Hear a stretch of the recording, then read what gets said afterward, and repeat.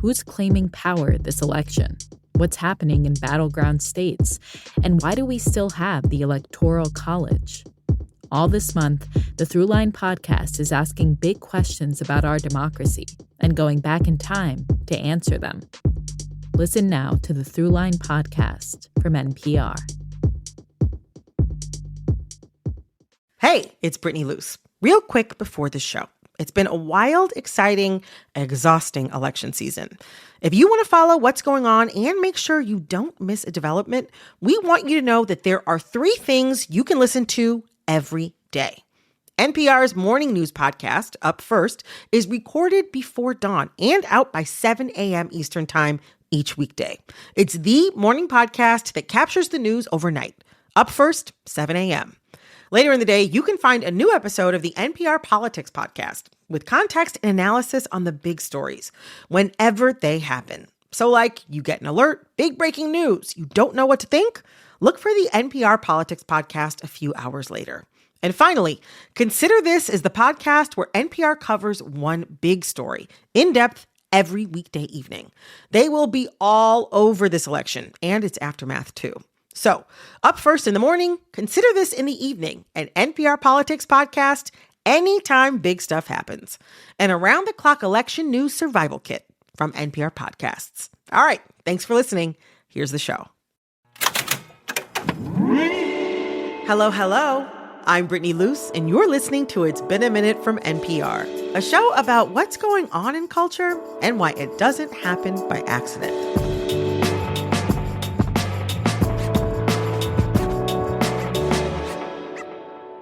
A warning, this segment contains references to sex and sexuality. Okay, y'all, is it just me or are we in a hot mom rom-com boom? By my count, there are at least 7 movies this year that feature older women falling in love with much younger men. There's The Idea of You, A Family Affair, Lonely Planet, and Baby Girl, just to name a few. But why now? I can't say exactly why, but I have many possible theories. That's my guest today. New York Magazine features writer Rachel Handler. She wrote about why older women are this year's most coveted object of desire. You know, we're suffering from a lack of social institutions. They failed us. Do we have a sort of societal mommy issue? Is there something going on where we're running out of movie stars and we need to start creating projects for the movie stars that we do have who are inevitably getting older as, you know, time marches forward? Hot moms are obviously timeless. I mean, we've seen hot moms in cinema for a long time. There was Mrs. Robinson in The Graduate. What do you think of me? What do you mean? You've known me nearly all your life. You must have formed some opinion of me. Or Stifler's mom from American Pie. Stifler's mom. Hey, Finchie. How did you know I was here? I called a couple of weeks ago. Didn't Stephen tell you that? For the longest time, these hot moms were usually seen as cougars, lusty older women circling in on younger men. But these new movies are very different. To start, the moms are the main subjects on journeys of self-discovery and exploration, a far cry from strategic predators. I sat down with Rachel to unpack what 3 of these films say about Hollywood's changing attitudes towards older women, and why the category of quote-unquote women's film still feels behind the times. Rachel Handler, we're so happy to have you. So we're here to talk about the hot mom rom-com. How do you feel about the hot mom rom-com boom? Wow, that's a very big question. Big, loaded question. I wish we were getting better ones, is my answer to that. I love a rom-com in general. I love a hot mom. The things together make me very happy, but I want our standards to be a bit higher. That's how I feel. You know what? I kind of agree with you on that. Some of the recent films that I have seen this year featuring a sexy older woman with a younger guy who's like really trying to get with her. I'm rubbing my right temple right now because I've seen some things that have really stressed me out. But you know what? Where there is a lot of room for growth, there also is a lot of room for discussion. Of course. But I feel like we're kind of like watching cinema to try to figure out that women don't face total social death after age 40. Yeah. I almost like have to like suppress laughter at that idea. But I mean, but that's honestly how our society is kind of set up. Right. No, and that's why I do think maybe I'm being a little bit unfair in the sense that like they are trying to say that, but I'm also like, yeah, they're hitting it so hard. I'm like, are you kind of like almost creating a new problem by being like, well, can you believe it? This woman is still vibrant and she still wants it and she still gets it. Can you believe it? How irreverent is that? I'm like, okay, like calm down. Yes, yes. I want to get into some of these films. I'm starting with two movies that are pretty similar. A Family Affair, which we'll get to in a second, and The Idea of You. Hi. Hi. Do you mind? Oh, you want to use the bathroom? Yeah. Thanks. Yeah. The Idea of You follows Anne Hathaway's character, who is a beautiful and very cool mom with her own business. She's like 40 or 41 or something like that. And she falls in love with a much younger pop star, played by Nicholas Goldstein. They had great chemistry. They did. I love him. Great chemistry. I love him. Great. I love Anne Hathaway. I thought they were so cute together. What is that song? It's nothing, really. I like it. Yeah? Yeah. I was into their romance. Me too. I was really into it. And then there's A Family Affair, which has Nicole Kidman also falling in love with a celebrity, this time a movie star played by Zac Efron. Do I sense an accent? Like South African? Or... No, I'm Australian. Do you know Margot Robbie? No, I don't. I do. So these movies are kind of similar. What do you think they say about being a hot mom?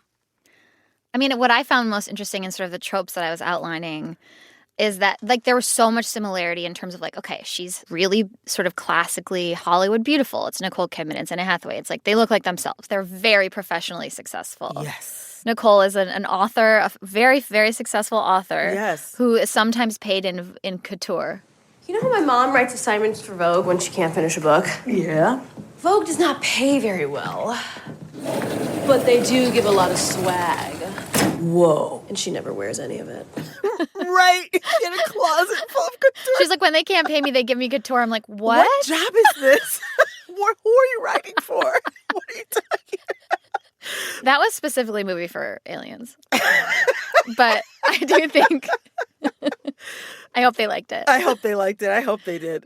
These women are like successful. They're wealthy. Their whole lives are together, except they have this, aching pit at the center of their soul that can only be filled by, a famous man 15 years younger than them. And I thought that was it was fascinating. A lot of like the younger woman rom-coms are like, she's a hot mess. Can't get it together. If only someone could come along and like clean this woman up. Yeah, so I thought that was like an interesting switch. It's like she doesn't need him, but she wants him. She wants him. Yeah. I also found it so interesting in those films that like they just act like no one would ever ask them out. Yes. Like when we first see Nicole Kidman's character, she's this really fabulous writer. She's got this huge, gorgeous home. But when we see her, she's like snapping green beans or shelling peas or something like that. And I'm just like, what? Like she's snapping peas or something for her grown daughter to come home and eat dinner. And I'm like, okay, you mean to tell me that a woman looks like Nicole Kidman with all this money, she don't have any friends to be with? No. She doesn't have a pottery class that she wants to do. She doesn't have a trip to take. There's no other men asking her out. And The Idea of You, which is interesting because they appeared to have, I think, the narrowest age gap of all of the films. But the whole movie, Selene. Her grandparents are French. Her grandparents are French. Selene. The whole time she's like, you're too young for me. I'm so old. I'm too old for him. I'm too old for you. I don't know. Okay, I mean, I knew what we were getting into with the film. Like, I get it. Yeah, we get it. I know. She's like, I just can't. Also, there's a scene in both of those movies where they like stand in front of the mirror, looking amazing, but like pouting at the horror of their body. This is what I'm saying. It's like, we don't need to keep reinforcing this point. Why do you think that those films spend so much time kind of like focused on that aspect of these romances? I do feel like there are a lot of movies, especially in this genre, that like a women's film, that are just so deeply stuck in a world that doesn't actually exist anymore. And I agree that there should be an element of fantasy to a rom-com, of course, but like more often than not, it feels like delusion and it feels like regression and it feels like, and I don't mean to pick on rom-coms. I think this is a problem with a lot of movies. I think part of it is probably like studio notes, right? They're like, we need more conflict. We need more stakes. And they sort of manufacture that as the conflict. It's like the lazy way in. I also think maybe they just assume that an audience would be like, well, why aren't they talking about, I think a lot of times a script or a film will assume that the audience is stupid. That's how I feel whenever I watch Netflix. I'm like, you think I'm an idiot. You think I'm dumb as hell. Like, I think this sort of like the Marvelification of film has created a sense of an audience that wants something dumbed down, that wants something easy, doesn't want to be challenged. And I don't know if that's true. I just think that's what like the studio or the people in charge assume. I mean, my husband's a film editor, and we were watching a family affair, and I'm looking at Nicole Kidman. Yes, I know. Kathy Bates, Zac Efron, and Joey King. 4 talented people. Yes. They're having this conversation that is so goofy. It was pitch black, so I figured the only way out was to go through the desert. Wait, without water? Yeah, nary a drop. And my husband noted that he was like, well, this is set, like the camera setup is the same as like The View. Yeah. He was like, they got 3 cameras. They have an A camera, B camera, C camera. It's like shot like a sitcom. Yes. He's like, if you have Nicole Kidman, why would you do that? Okay, coming up, we're done with the hot mom movie bombs, and we're going to open up the good stuff. What hot mom rom-com has us ready to risk it all? Stick around.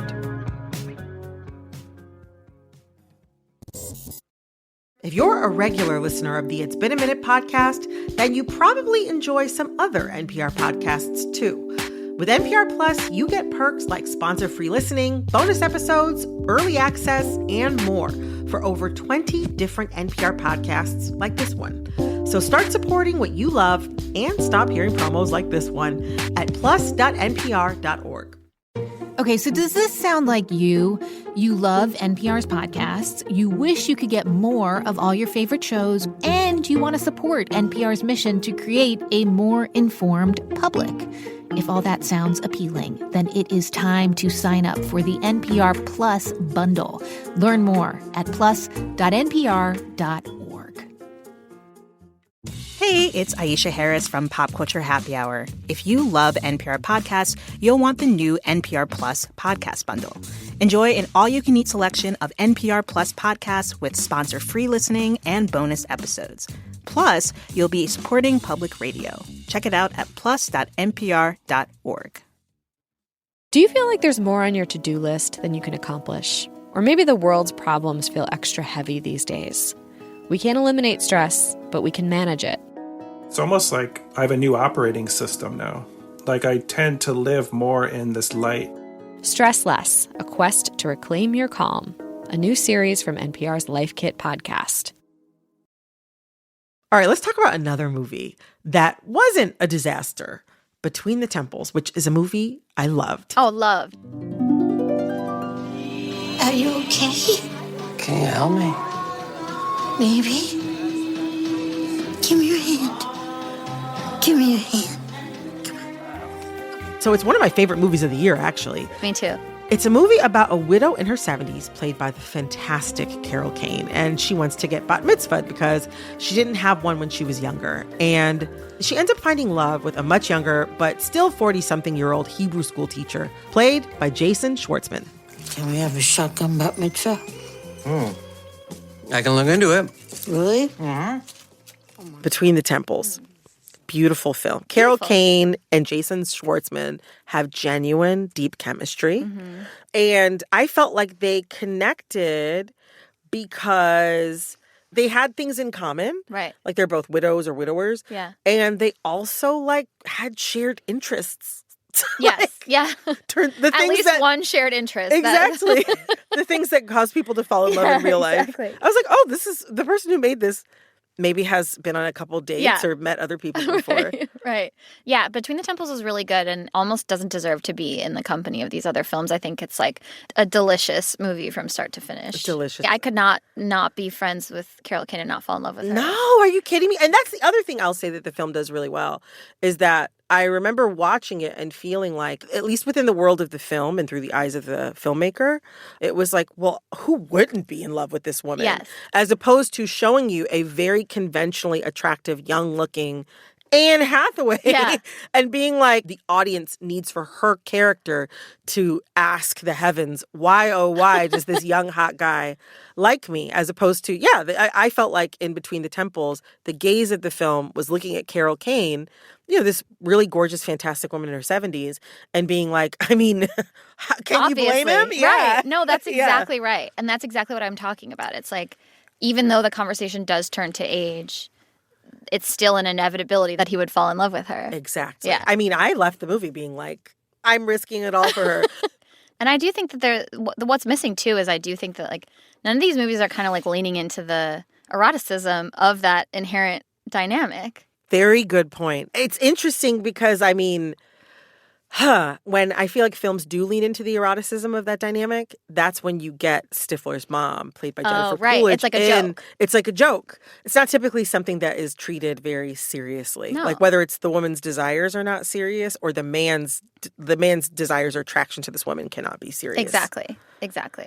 And right. I imagine that there are some people who probably like the idea of getting with someone, Of course. I mean, it's a feature, not a bug. Like, hello.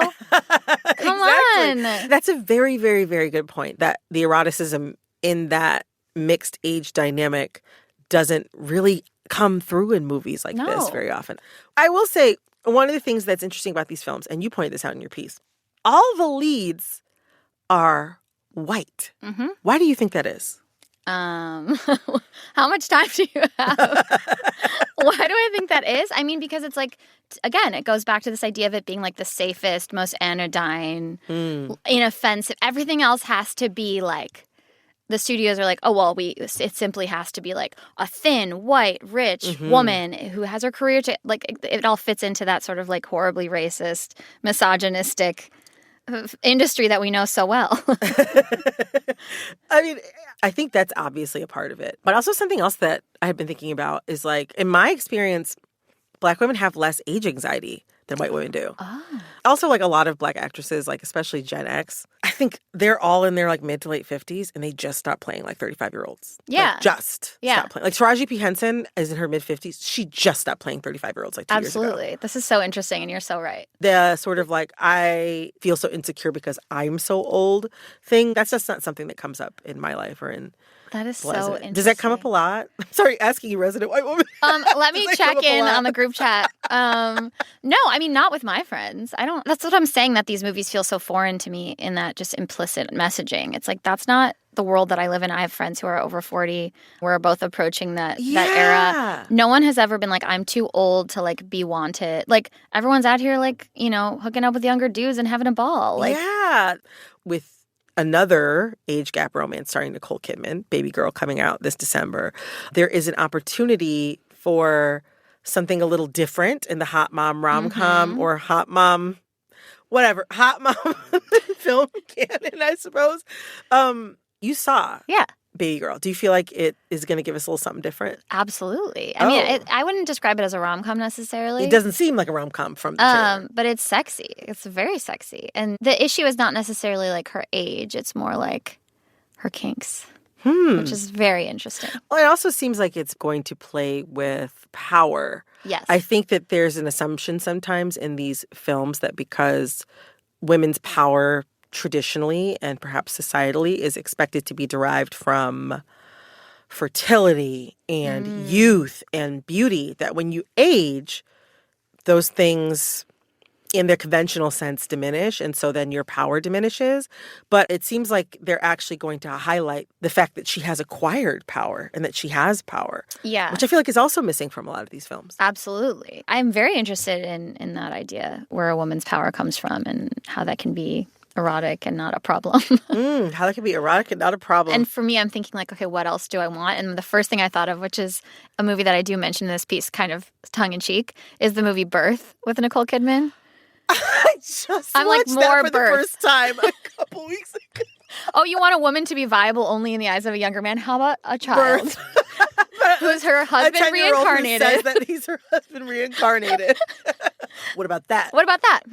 Yeah. Wow, Nicole Kidman. I'm like, girl, maybe she should come in here. I'm going to be like, what's up? We need her on this. Yeah, we need her. We I'm need like, her. Nicole Kidman, give me your between Birth, A Family Affair, and Baby Girl. I mean, what it really is a triptych. It is. That's a film series they should be showing at Metrograph. Metrograph, call us. Please call us. We want a program. Nicole Kidman's age gap romances. And then the last one is The Hours.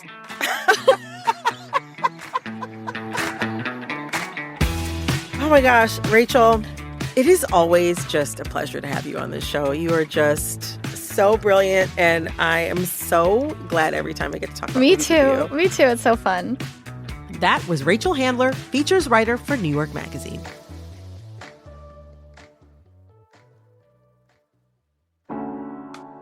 This episode of It's Been a Minute was produced by Barton Girdwood, Alexis Williams, Liam McBain, Corey Antonio Rose. This episode was edited by Jessica Placzek. Our executive producer is Jasmine Romero. Our VP of programming is Yolanda Sanguini. All right, that's all for this episode of It's Been a Minute from NPR. I'm Brittany Luce. Talk soon.